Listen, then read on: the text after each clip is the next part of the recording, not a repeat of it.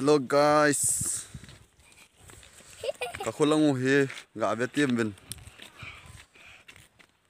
Pungsa gilang ay tan. May tinazing chit na lai.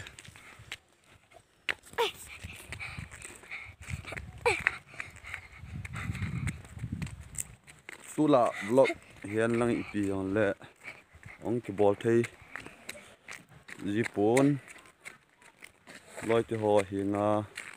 Nangai tim now. Ken thomin. Yum na chiu wa tukum Christmas 2021 man nom chiu te loi la pai te ho na dam jing ho nam kyong patin zaren ka dam jing in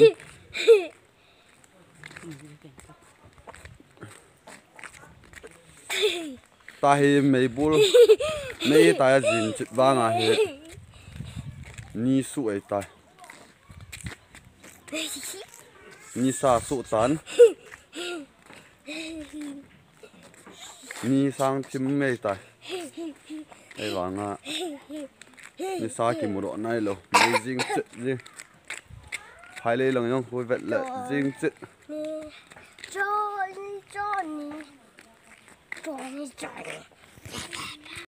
ji ka khusung he kyo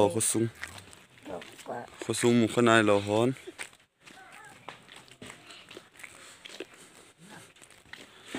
lampa ma cheng ka hiven kyo he lamsa lam hanga cheng tu ka hiven lampi he le ti pai mu rot a he khusung hi ti pai mu rot na zot pa hin thing hang lang nga mizoram lang hin lang ti pai mu lang hing lip eskulin ti ho nga thing hang na chi zo sin ka khu hen zot pa jiu he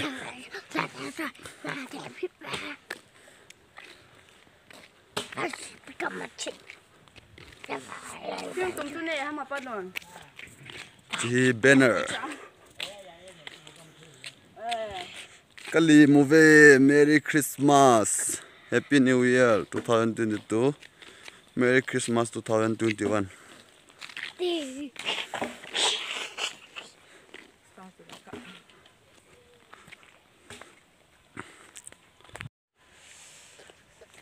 Guys tuni vlog chomcha ka hin bol chui chan chui tan tin subscriber ho viewer ho lo si na chung wa ki pa thu kan se aji chu